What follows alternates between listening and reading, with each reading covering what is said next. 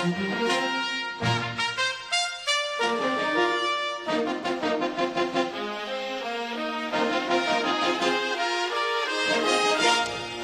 good evening. Welcome folks here for the May 27, 2014 workshop. The focus of the workshop today is going to be on health plans and things related to the health plans. I think we're probably going to get more information and make any kind of decisions today. I suspect we'll have more meetings in the future, but I think we'll maybe be getting a lot of background today, raise some questions, get some insights into some things. I think all the relevant players are here, except for a couple of council members who will be coming in later. So I'm going to turn it over to the city manager. Mr. Roloff. Thank you, Mr. Mayor. I want to introduce, in case you haven't had a chance to meet her yet, Rayanne Beaudry. She's with the Horton Group. She's our health insurance consultant. She works with us on getting proposals together, requests for proposals, and evaluating proposals, and pretty much evaluating our health insurance program. And she's been with us for a number of years. The purpose of our work session today, I want to just go back to one of the council's goals that they set for me for the year was had to do with health insurance. You asked me to conduct a structural review of our health insurance program, so we're going to talk a little bit about that today. Identify ways to control the city's increasing costs and contributions for health insurance, an overall benefit package, and then a plan to develop phase-in changes over time. That's not going to be achieved today, but really setting the table so that we can achieve that goal that council has set for me. To do that, there's a brief presentation outline. We want to go over where our current health benefit structure is so you know where we're at. Also, compare ourselves to some comparable agencies. And I'm going to give you a brief overview of it, but I'm going to give you some things to take home that give you more of the wide survey results that we conducted. And then local private employers were included in that. We don't have them specifically listed by name, but you're going to see a profile of them. You'll have a fairly good idea of their substantial employers. We just didn't take a small mom and pop operation. Then some of the environmental realities and challenges. That's a nice way of saying things going on in the market, the Affordable Care Act, its impact on us. Those changes, while they're not impacting us immediately, they're very much on the horizon. And then strategies, things, opportunities, challenges, things that we're going to be looking at, and then discussion and decisions, anything that the council reacts to, initial reactions, wants to look more into, or concerns that you see from our presentation today. The current plan, we want to talk about a little bit, but we want to go back to the Health Insurance Focus Group, which the council got a report on that last year. And a lot of it was because we knew even last year that we were facing a 20% increase in our health insurance costs as we were approaching 2014. And we knew that our health insurance fund, our own internal fund that manages our health insurance, was facing some cash flow issues. To remind everybody, we are partially self-insured. We cover all the costs up to $75,000 per individual, and then anything above $75,000 is covered through stop-loss insurance. So we do have insurance for costs above $75,000, but every cost up to $75,000, we pay for all of those costs that come in. We also had, as you found out when we were talking about this last year, a lot of shock losses, which are losses in excess of $75,000, which we've been exceeding the industry average for over 4 years. So we've hit a rough time. And every employer that has a self-insured program goes through some rough times, and we have certainly hit our rough times. But we're also seeing that our healthy employees are leaving the program, or more to say, we also have other employees who are sticking with the program who are older. I think it's a matter of a variety of things. One thing is just natural demographics. Our aging workforce, that's just a natural phenomenon that we're dealing with. As we have eliminated positions, because to say we've laid off is really an exaggeration. We've eliminated positions, and we've normally done that through attrition. But when you eliminate positions through attrition, you're by nature keeping older employees because you're not backfilling them with new employees. So you're generally getting an older workforce, and older employees have more medical issues. That's just by definition, I'm in that group, so I'm not saying anything out of school. We're all there. But that, because we have more employees, healthy employees leaving or not getting onto the plan, our groups holder more costs. Employees are evaluating the premium costs. I like to refer to it as a kitchen table conversation where the two spouses are discussing health insurance. They may have both been covered by health insurance under their current employer, and when it was only 3 to 5% of the premium share you were paying, it was easy to say, let's both have health insurance. But as time has gone on, premium costs have increased. The kitchen table conversation is, we can't afford to have both of us get insurance. Let's one of us take insurance and the other one don't. It'll save us money. But in reality, we're paying more because now you have all those costs concentrated with one employer. If we're that employer of choice, which in many cases we have been, our costs go up.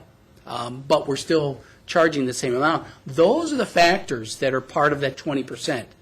It's not just because we've had a run of bad luck. The demographics are definitely working against us. We brought the employees together. They talked about a lot of things. They liked the broad network that was in our PPO, our preferred provider plan.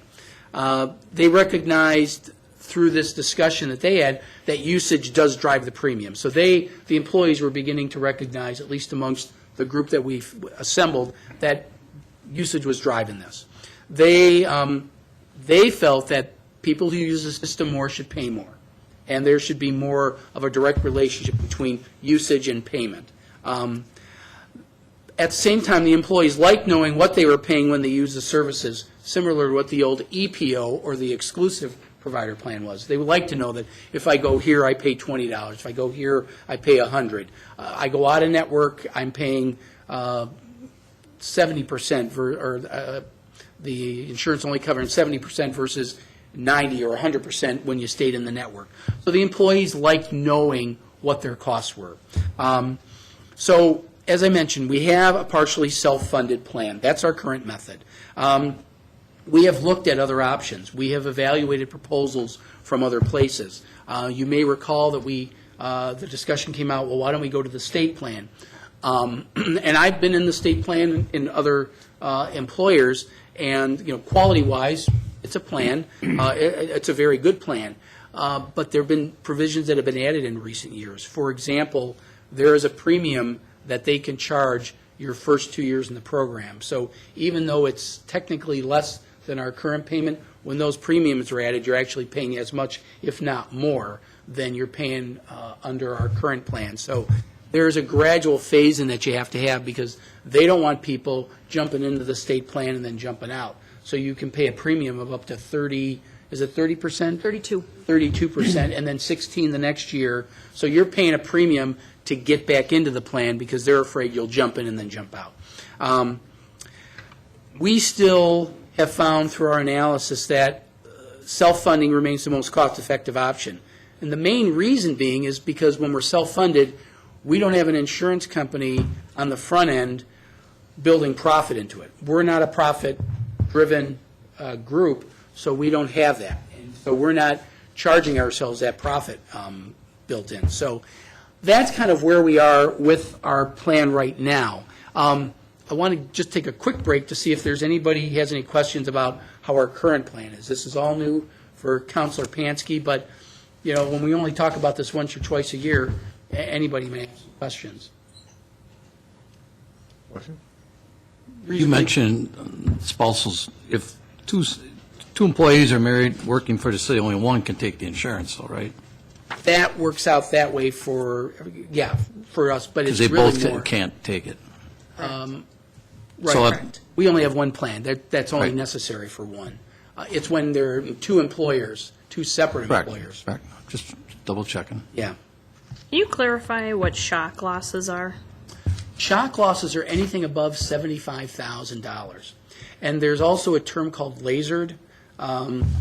If and we can't disclose these because of HIPAA regulations, but if we have an employee who, or a dependent, anybody who's covered by our plan, who is significantly expensive, they may ask us to have a $200,000 shock loss, and then we call it a laser because it's worse than a shock.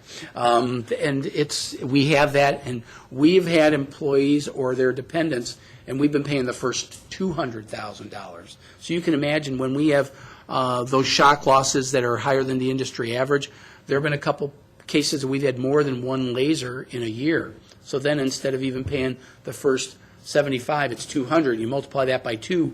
Now instead of 150,000 exposure, it's $400,000 exposure.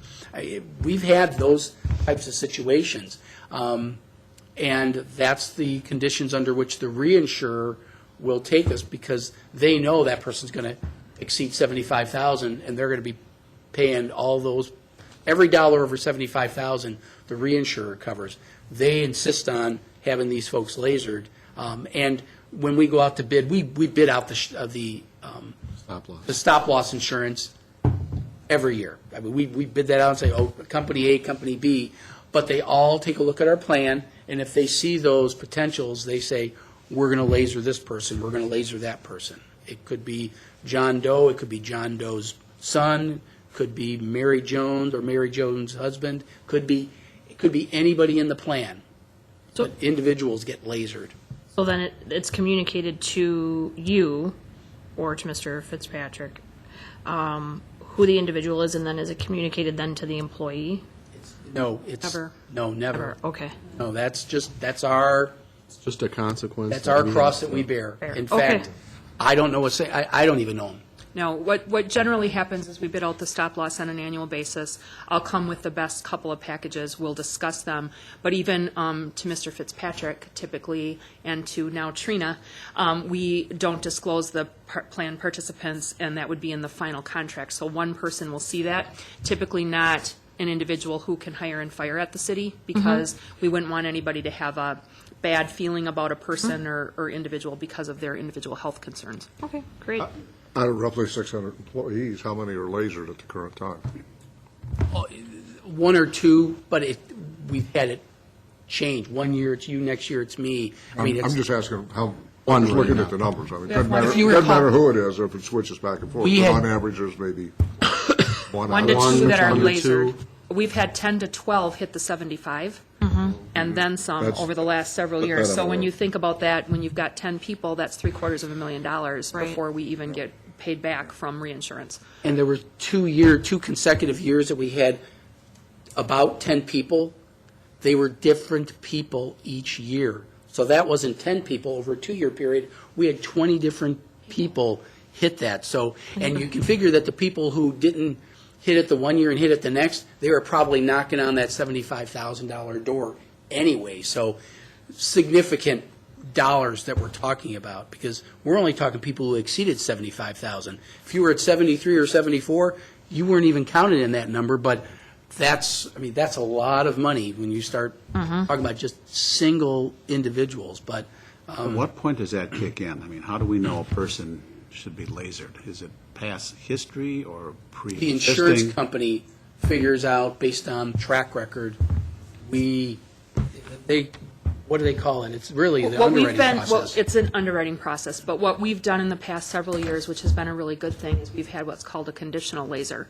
So for example, if I was I was one of your employees and I was going to get a kidney transplant, they would say, well, we'll keep Rayanne on the regular stop-loss policy, 75, but if she gets the kidney transplant, then it's 125, so I'd have the additional 50, but only if I got that transplant in that period of time.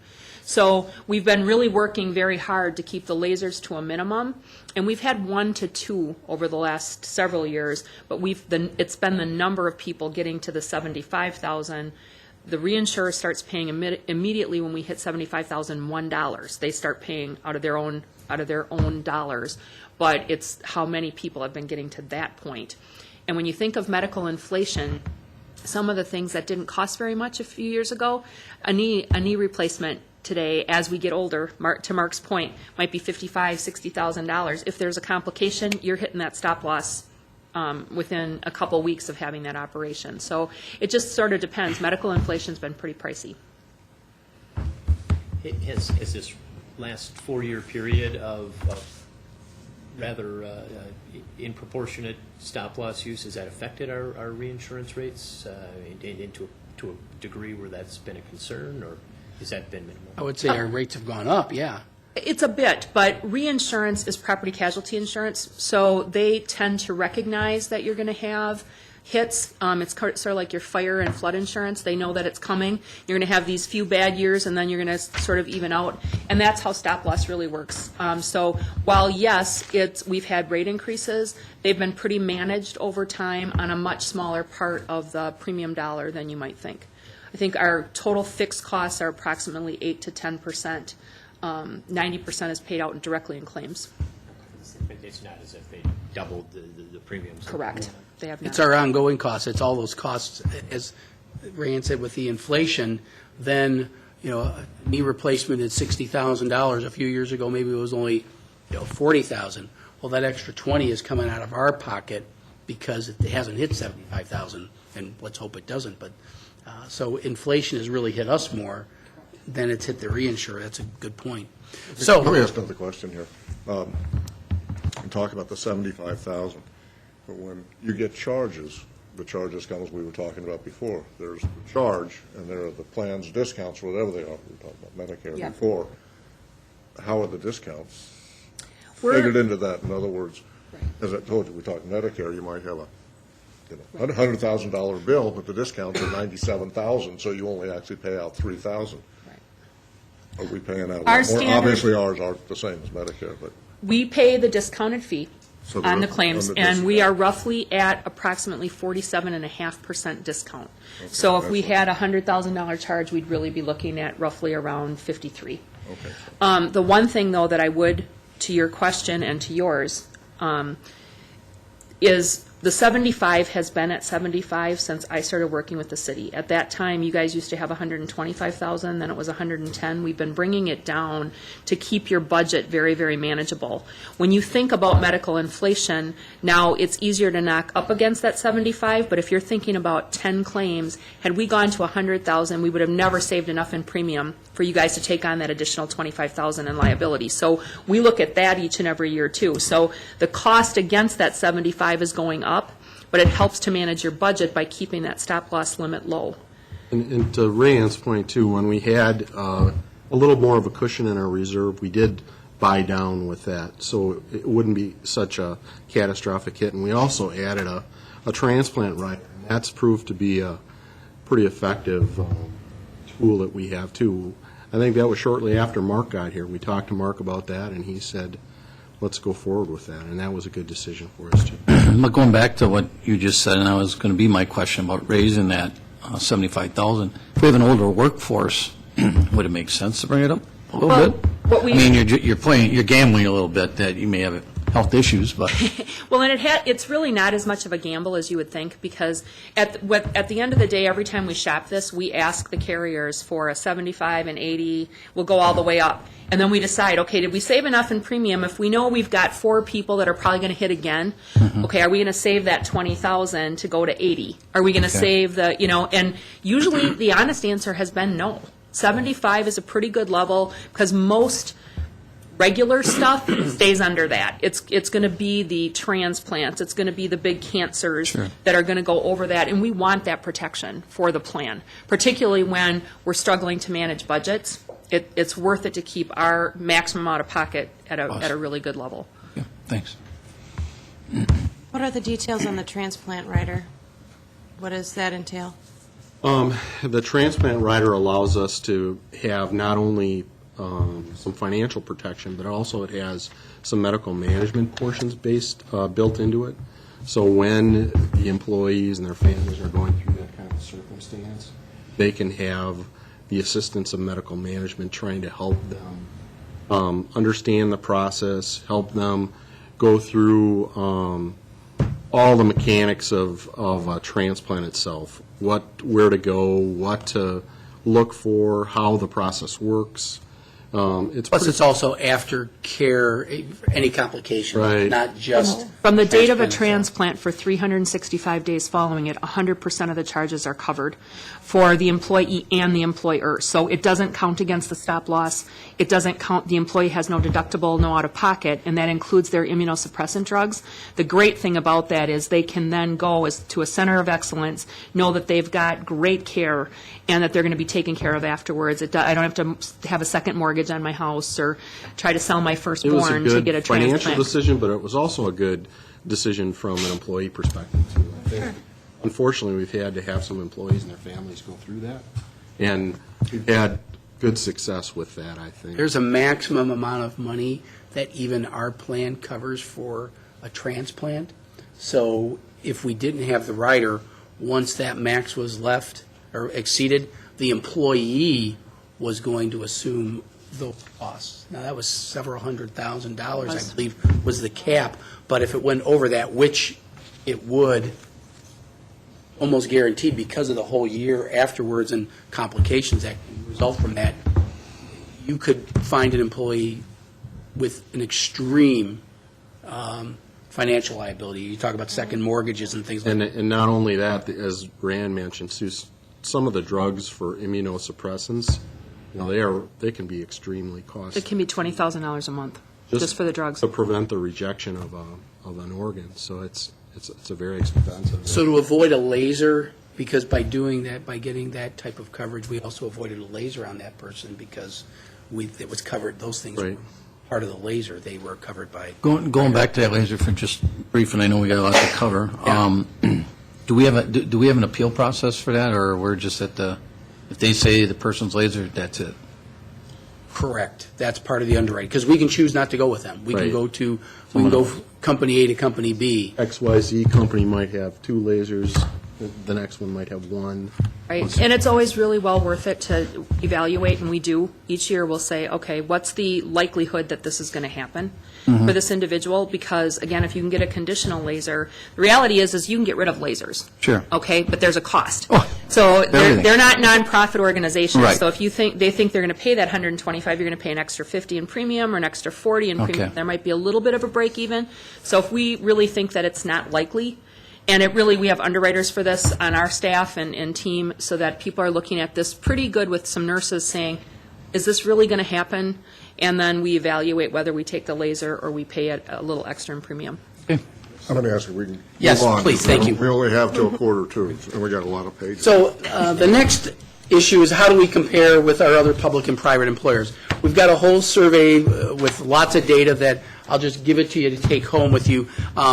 We took a look at things like employer versus employee contributions, plan design, including self-insured, other lines of coverage offered, and these are some of the communities that we looked at. These are the cities that are our comps for historical purposes, and we did 3 other local private employers as well. So what did we find? So we had about 10 respondents, including us, so 10 out of the survey. 7 of the 9 have self-funded medical plans. The larger cities typically do because they can manage some of that themselves. I know the county has gone back and forth between self-insured, fully insured, and they're leaning towards going back to self-insured for the same reasons that a lot of these larger employers do. 8 out of the 10 offer more than one medical plan. We're not one of them. We technically have more than one medical plan, but that's really just for transit because of our union negotiations.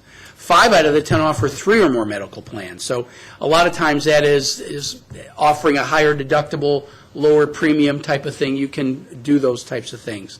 4 out of the 10 respondents offer a health savings account. 3 out of 9 offer health reimbursement. Those, if one didn't respond, we didn't show them. So those are some of the things we looked at.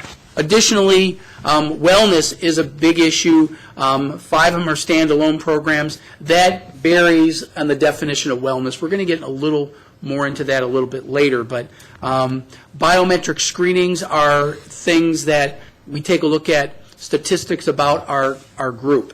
And it's based on these screenings that we do, blood draws, things like that.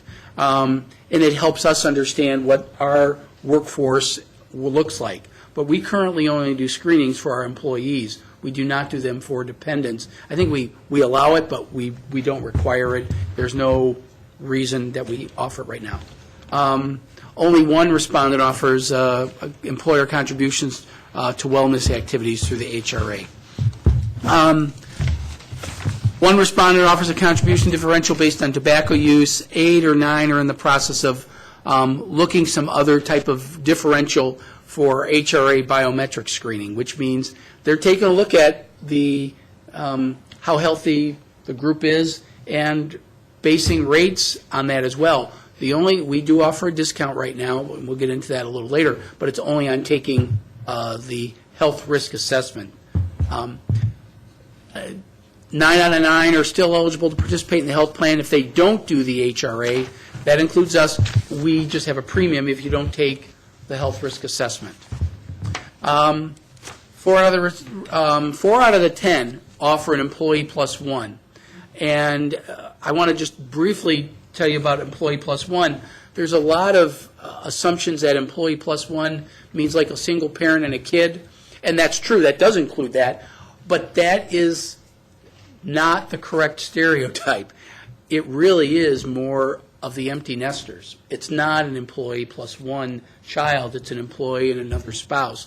And that's when I talked about the kitchen table conversation, empty nesters, both working, they pick one or the other. So only 4 out of the 10 offer employee plus one plan. Mark, your statistics are 380. We have 389 spouses on the plan and 10 single parents. So there goes. I mean, it's not what you think it is. Most people think it's single parents. It isn't. Not at all. 4 out of the 10 offer a post-65 retiree plan. All 7 cities that did respond to this question have pre-65 retirees. So that means early retirees they cover. So you can see some of those things. All the other respondents have a dental plan. I'm just pointing it out because we do not have a dental plan, and so while in some cases we may offer some other things that employees do get here, they don't get dental there. It's just in full disclosure, that's a weakness in our plan compared to others. Okay, I say 9 out of 9, it says 5 are employer paid, so I assume the other 5 are employee paid. Yep, voluntary. You want in the plan, you're welcome to it, but you're paying the full boat. So they aren't getting free coverage. Correct. Very good point. Probably a discounted, a special discounted. And even the employer paid is probably, partially paid. I think it depends on the plan you get. Good, very good point. Rand's going to talk about where some of the market trends are. With market trends, these are things that are just happening out there, whether it's due to Affordable Care Act or it's due to just employers in general trying to manage their costs. But what I want to talk mostly about is how this is going to affect the city and some of the decision points that we may be making a little bit later on as we kind of look at what our challenges and opportunities are going to be. So we already mentioned, and Mark mentioned, the dual plan tier. Basically, the new theory about dual plans, and this is a complete antithesis of how most people think. Not only do most people think that it's just me and a kid, which it isn't, and we kind of saw that on your health plan statistics, but a lot of people also think that me and my spouse have got to be cheaper than a young family with 3 or 4 little kids. Well, I'll tell you what, think about that statistically. If me and my 50-year-old husband, because we're both at 50, are just doing wellness stuff, our colonoscopies are $5,000 a piece before discounting. Our blood work is different. My husband needs a prostate antigen test. I need pap smears. I need mammograms. I'll take 2 30-year-olds with 3 little kids anytime, because they're getting their knee knocked and their ears listened to, but they're probably having $100 for a wellness checkup, and we're having $5,000 to $10,000 depending upon what we're having taken care of. So when you look at the health plan statistically, the reality is that 2 50-year-olds, which is a big part of your plan, are going to be always higher costs. So if you were going to do this logically and actuarially, you'd actually charge the employee plus spouse more than you would charge the full family. Instead, what happens is you can tell an underwriter to carve out your rates as many ways as you want or however you want. So the reality is at the end of the day, if I need $10 million to run your health plan, I'll carve up to employee plus spouse, employee plus children, and full family, but the full families are going to pay more to subsidize those middle tiers if you want them to be paying less. It's just the way it works. And as we statistically start to float to more dual plan choices, the reality is we're burdening those costs on some of our younger folks, and then they're making different decisions around the kitchen table. The other reason to talk about the dual plan tiers, most of the private sector employers are looking at doing a couple different things with spouses. They're looking at spousal carve-outs, which are saying if your spouse is eligible for health coverage where they work, they can't be on this plan at all. Now, I'm not suggesting that the city does that, but the reality is if every private sector employer is doing it, you're going to end up with more of those employee plus spouses back on your plan. It's just an obvious choice. Goes back to the kitchen table discussion. If you and your spouse are talking about it, and one employer is going to pay for the spouse and the other one says you got to go separate, well, then you're naturally going to go to the employer that pays both of, or that will cover both of them, as opposed to paying for two separate plans. That's, we're going to, it's, you know, we talked about adverse selection where people go away from a plan. This is adverse selection into our plan, and they're the 50s and older group. It's not the employee plus one child, so we're getting more expensive costs because of that. Well, and you think about just even the economies where people are losing jobs. It's typically a little bit, sometimes the older workers, so they might be coming back on your plan. So it's just a decision point that we have to be aware of because our plan is going to have to respond to it. The other way to handle spouses is spousal surcharges. This hits every spouse equally. You have a spouse on the plan, you pay more. It's just a reality. The Affordable Care Act, by the way, specifically says that employers do not have to provide coverage to spouses at all for any reason, because now they can go to the exchange. So they have a landing. It may not be a soft landing that they would have liked, but they have a landing. So a lot of plans in the private sector, particularly smaller employers, are saying we're just not, if spouses are on, they're going to pay more, $100 more a month, $50 more a month, something along those lines, just to be on our health plan. The reason that I spent a little bit of time on that is because of the other thing that's coming down the pike. We have a Wisconsin Supreme Court that's deciding right now, as well as a federal court, deciding whether our constitutional ban against same-sex marriage is constitutional here in the state of Wisconsin. So if the courts decide that we need to put domestic partners on our plan and we don't have spousal surcharges, we're actually, or we do add spousal surcharges, we're actually creating a newly eligible class for partners where spouses would be excluded. So we just need to stay on top of this. We're watching it very closely for the city, but there's more of a discussion here than just, is it the right thing to do? There's tax consequences because they're not married the way the state would look at marriage. So there's tax consequences. What do you do with the kids? A couple of the technical colleges have allowed the partner, but not their children. Wisconsin does not allow for dual adoption. So if the children of a domestic partnership belong to the partner and not the employee, and the partnership is dissolved, the kids don't get COBRA. So they're literally off the plan the day the partnership is dissolved with no ability to stay on the plan. So a lot of just different weird little things going on with dependent eligibility that we should be cognizant of. And we need, if we're, you know, when those decisions come down, which we will likely not be a direct party to, will be indirectly impacted. If we get our spousal benefit policies our ducks in a row on that, then when it happens, we can respond appropriately and quickly rather than reacting to something. So that's probably a big takeaway from today is spousal benefits in general. So that. The last two, we have early retiree benefits. As I mentioned, as we mentioned in the survey, and you're going to see this when you read the results, even the parties that have them, all of the cities, 6 out of 7 respondents are saying they're trying to buy these out. They are trying to get rid of them. They're trying to do retiree-only health reimbursement accounts where you can put in a large deposit on an annual basis so that when the retiree leaves your plan, they get COBRA and then they've got to go find something for themselves. So almost everyone is saying we can't afford this other post-employment benefit liability. It's really starting to hurt our budgetary spreadsheets and our balance sheets. We have to look at this. So cities and counties, municipal governments, quite frankly, are the only ones that are still doing this. Cities are unique, and you are unique because a majority of your population, typically 50 to 60%, are police and fire. They legitimately can't do their job sometimes till 65. So you're going to have an early retirement where it may be appropriate. from a workforce development situation, but not necessarily looking good on your spreadsheet. So again, something to be aware of. How many retirees do we have on average approximately per year? On the plan, We have Yeah. 50 currently. That's 10%.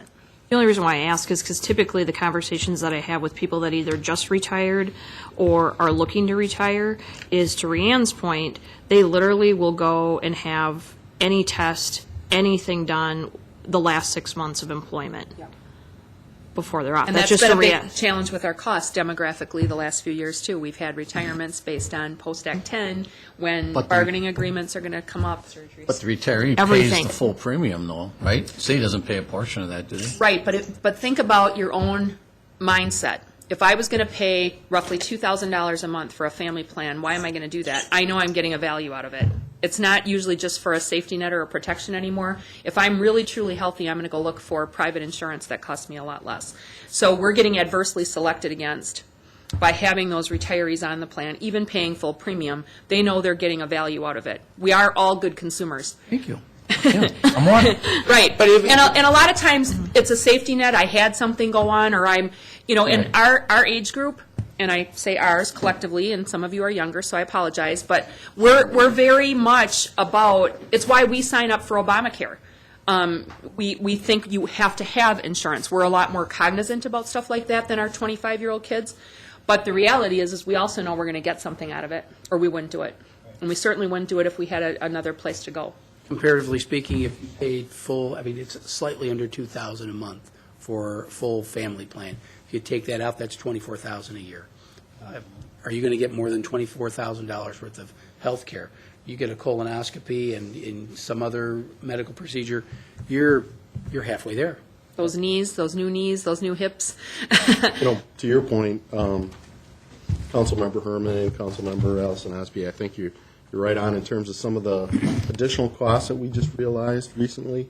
We talked about a lot of those high-cost shock losses that weren't really on our radar screen in terms of reporting that we look for.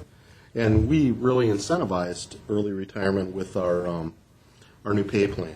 And I think it was one of the things that was unforeseen, that we didn't anticipate. We were looking at it in the context of the compensation plan itself, but maybe forgot about the idea that a lot of people do get their body parts fixed before they end up for sure do. retiring. Because that's So- that's the That was discussion. really John, when you said- Oh, absolutely. It's like a complete overhaul I'm just looking sometimes. straight at it. Not a surprise that you would think No, that. no. Yeah. So, but it's an excellent point. That's kind of an unforeseen thing.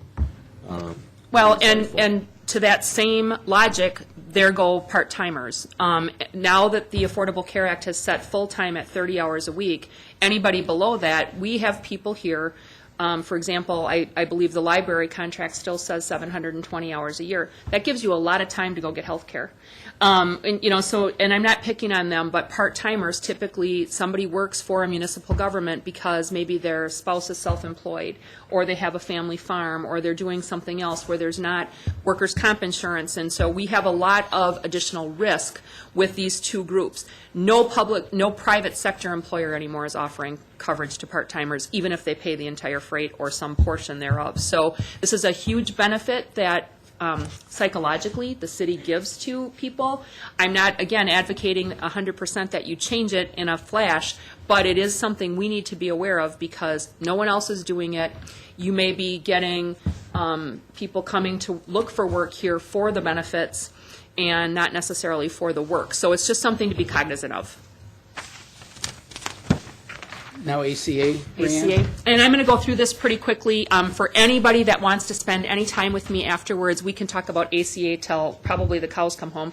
But there's a couple things that I think are important. The pay or play, this is the employer mandate. In fact, I was just telling Councilman Burke that they just changed the penalties, which no employer has been responsible to pay yet. So they just went up 4.4%. So the $2,000 is now $2,084, and the $3,000 penalty we're going to be talking about is $3,128. And no one's paid it yet. They're not even due till 2016. So they're already increasing penalties on something that nobody's paying. So they know they're not getting enough, but they're not sure what enough is going to be. We basically have to offer coverage to 70% of all full-time employees, and we have to offer coverage or pay the penalty. So this is where people say, I'm going to get out of the health insurance business, I would pay that $2,000 on every employer. It changes to a 95% threshold in 2016.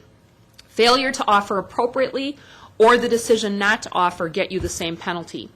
So if you don't offer to 95% in 2016 of the eligible full-time employees, according to the Affordable Care Act, you get that same $2,084 penalty for each person, regardless of whether you offered it to 90%. You can't miss on the 5. The city does pass this test. We monitor this all of the time. So even when we thought it was going to be 95, we knew we were making it. So the city does offer very, very well.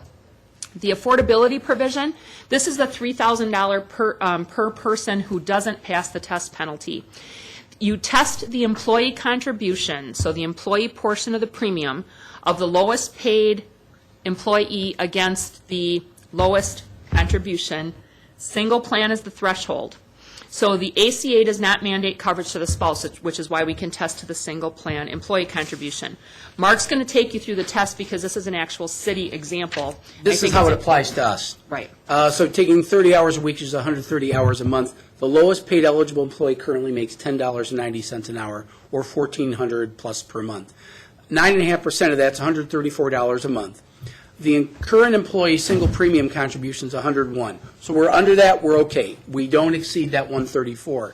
The reason I point this out is if we're over the threshold, the employee eligible for subsidy and participation on the federal exchange, the city be penalized. Even though we're well under it, our current contribution is 12%. If we just, for the sake of discussion, took that to 16% premium contribution, that would take us over that threshold because suddenly we would go, because that's 12 to 16% is not 4%, that's a 33% increase. So you'd be looking at $134. You'd be knocking on that door or exceeding it. So now there's games you can play to get around those rules. Can you adjust that based on part-time versus full-time? All we got to do is say, we're Part-time going to cut employees your hours. pay. You're 30 hours a week, we're going to cut you to 25 hours a week. Then you don't meet that standard. So there's ways to get around it. But the point I want to make here is that we can't simply keep raising the premium charge because there's always going to be that thing haunting us in the background that we have to be cognizant of. You have to look for other ways to manage the cost. But so you're saying even a part-time employee at 30 hours a week, if we said we're going to keep them at 12%, but full-time employees are going to pay 16%, we can't do that? Yeah, we could, because Then he would the still only stay at that the threshold is that lowest paid employee, the single plan. Okay, so you have to use him towards the others. Right. Okay. And remember, you don't get to say what's full-time and part-time anymore. The Affordable Care Act has decided that full-time is 30 hours a week. Okay. The way around it is, you're 30 hours a week, we just say, we're cutting you to 25 hours, and now you're no longer eligible for health insurance. And I think Then we're out of that trap. the thing to remember is the purpose of the Affordable Care Act is to try to provide insurance for a large group of folks. So Brianne talked about some of the modifications that are taking place. They know that employers are trying to make those changes just because they're trying to make sure that they can afford to continue to stay in business. But those modifications are going to continue to be adjusted as it relates to that kind of an adjustment too, because that's the purpose for having it. So Rand's going to talk a little bit about some of the exchange plans and how we're impacted by that. So the one thing to remember, and we've started to do a lot of employee education sessions in various municipalities and school districts, because one of the things that employees very often don't understand is if the city offers an affordable plan that meets all the thresholds, we offer correctly, it's affordable, and it meets the minimum essential benefit requirements, which I'm going to talk about in a second, they're not eligible for a subsidy, no matter what's going on in their household. So we literally have a situation where there's not necessarily free health care even in the exchange unless we screw something up or they have a really different or difficult home situation. I'm a single parent with 5 or 6 little kids, I don't get child support, something along those lines. So we want to let people know what do the state exchange plans look like.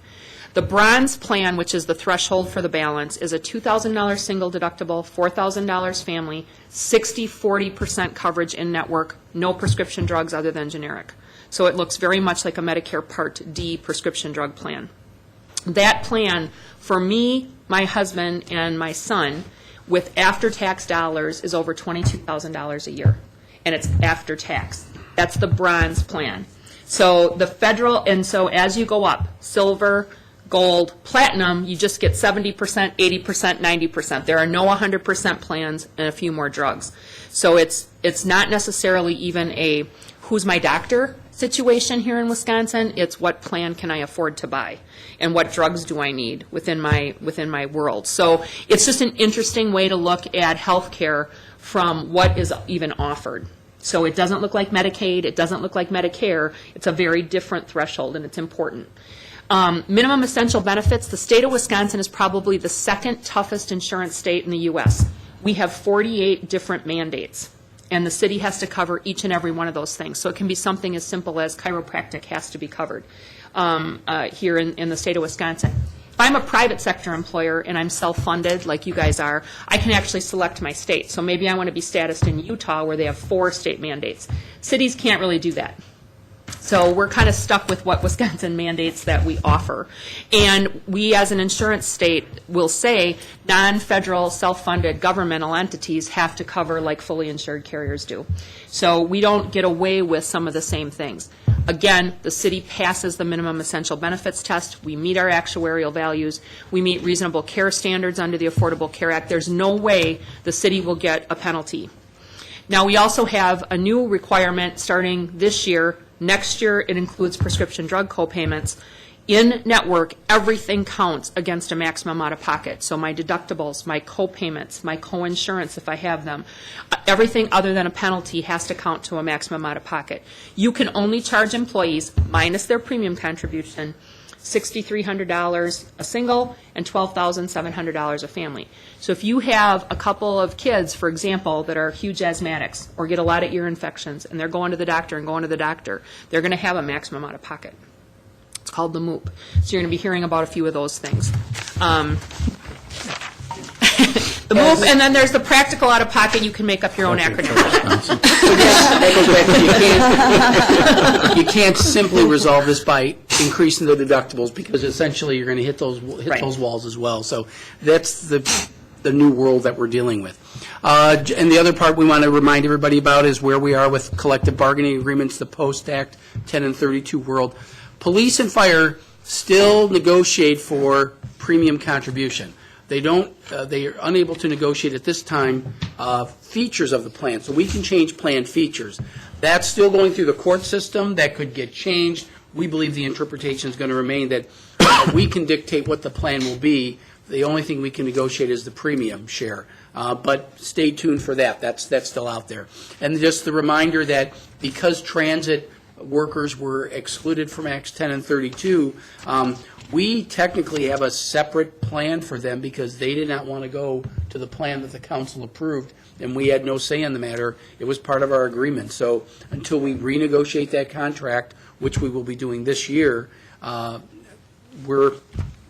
in a separate plan, and we still have to negotiate with them, and they may or may not be lined up with all the other employees in that group. And oftentimes, when we were talking about our comparison to some of the other municipalities, you'll see them have 3 and 4 plans. Sometimes those are relics of a situation like this where they might have just a small group of employees, and those employees had access to that plan during the days when they had a collective bargaining agreement.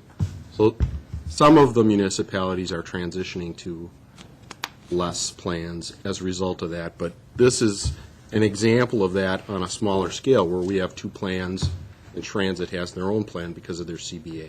Beloit has 13 health plans because of collective bargaining agreements. Sometimes municipalities take the easy way out and try to transition people off the plan over time, but it really becomes cumbersome when you have multiple plans and nobody's on them or very small amounts. We were pretty fortunate, even for all those years of collective bargaining, we stayed pretty consolidated. Yeah. In the interest of time, Rand's going to talk a little bit about where we want to look for the future. Well, we have 3 major components. They all break down into a lot of different things that other people are going to present. But we've done just about everything we know how to do with the health plan. We've gotten, better discounts by moving around. We've looked at every pharmacy benefit manager, every small component that we can to manage those costs within that health insurance plan.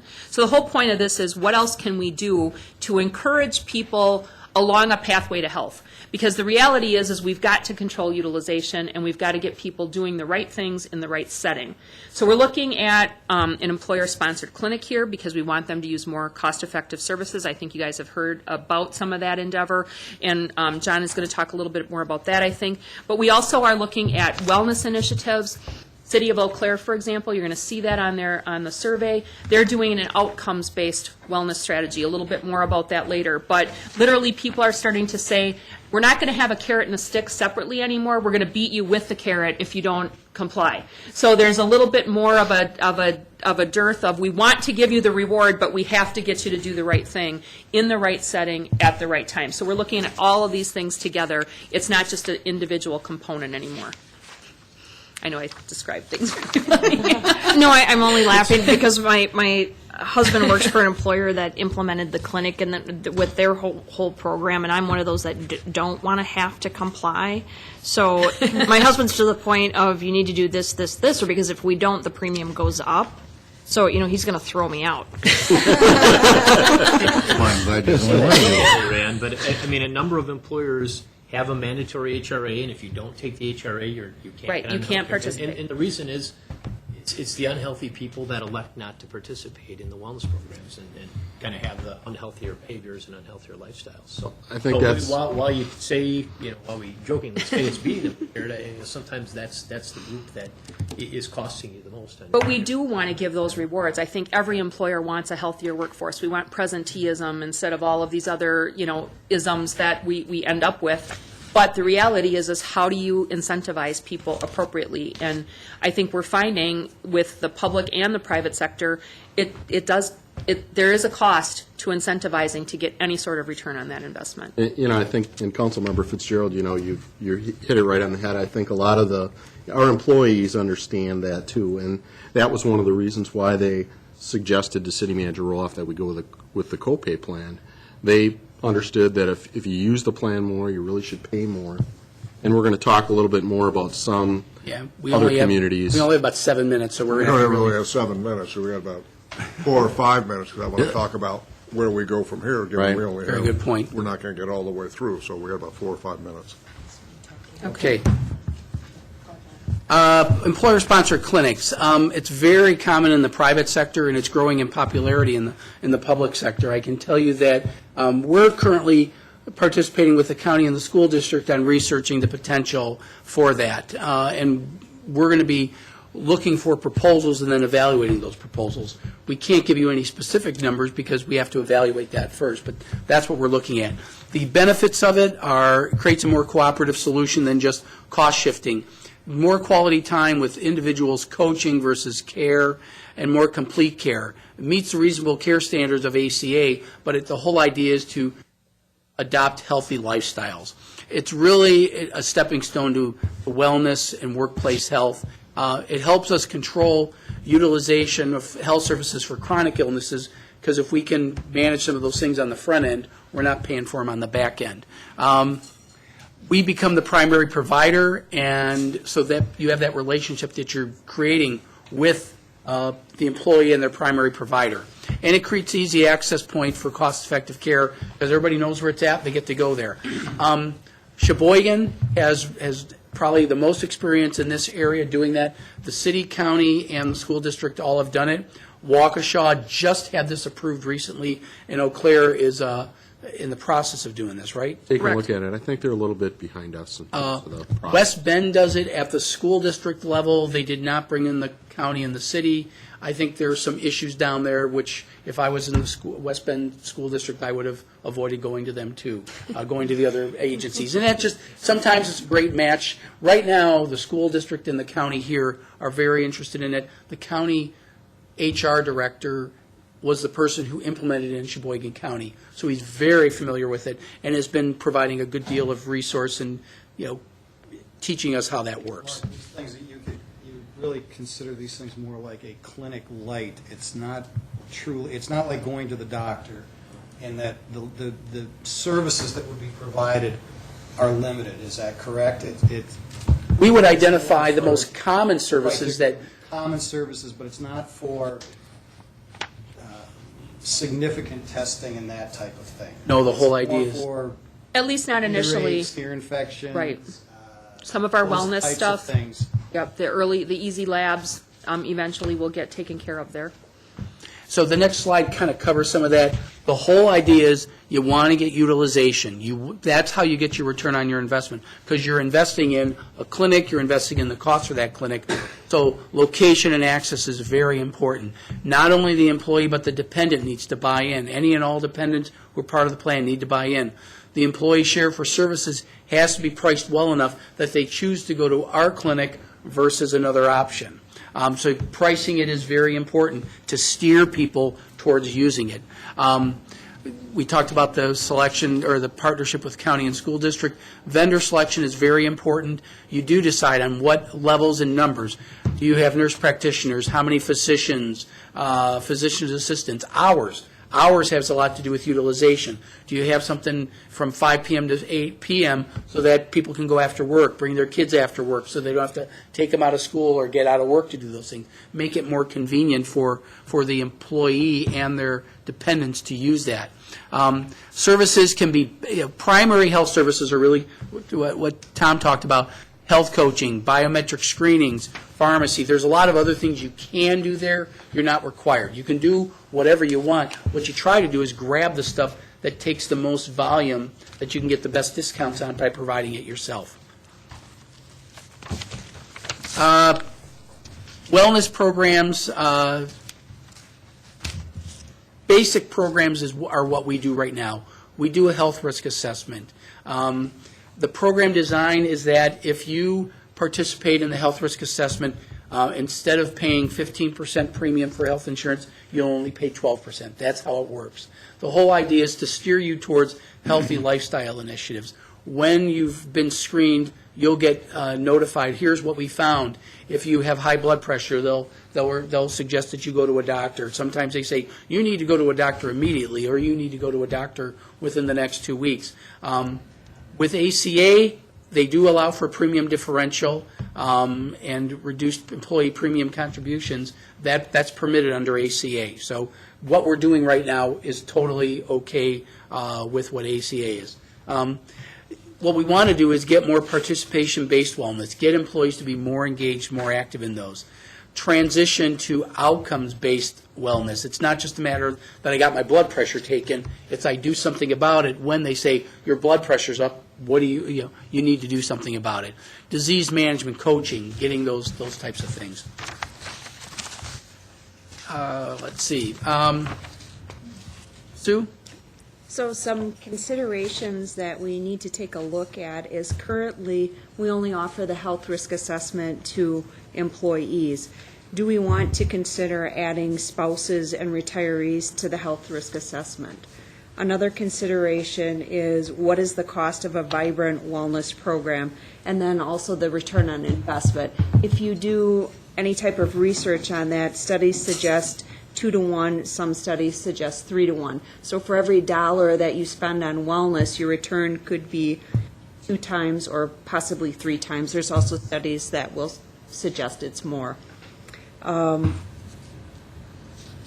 Just so that you have some sort of a general knowledge, currently our budget is about $50,000, and that includes EAP services and also the biometric screening.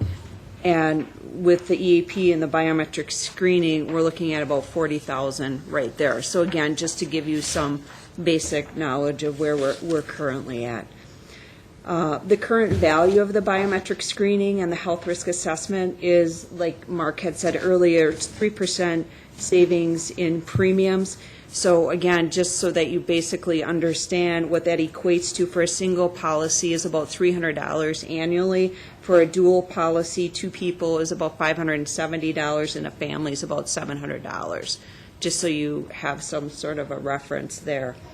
So can I ask Yes. how many people are taking that out of those 380? So I think we For have, the out of health risk 5, assessment, we have 500 people that take the health risk assessment. it's been really high, but it's the We- employees only. Yep, and we currently only have 8 people that do not participate in the health risk assessment. So it is very, very high participation. And just to throw a few more statistics at you, I'll just throw 3 of them at you. Right now, we have 80% of our population with a body mass index of over 25.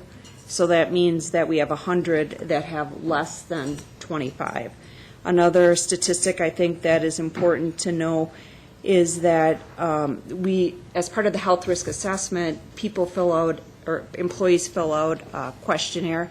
60% state that they rarely or never exercise. So you're looking at 300 of our people, 500 people that take the health risk assessment, 300 of them rarely or never exercise. And just one last statistic, we have 45% or 225 employees that have 2 or more conditions that could lead to cardiovascular disease, stroke, or diabetes. So, I mean, all of these things are very important when we take into consideration our wellness program. We don't want to be punitive unless we're left with no other choice. So, you know, the comment about beating them with the carrot, I think that's a consideration that we need to have.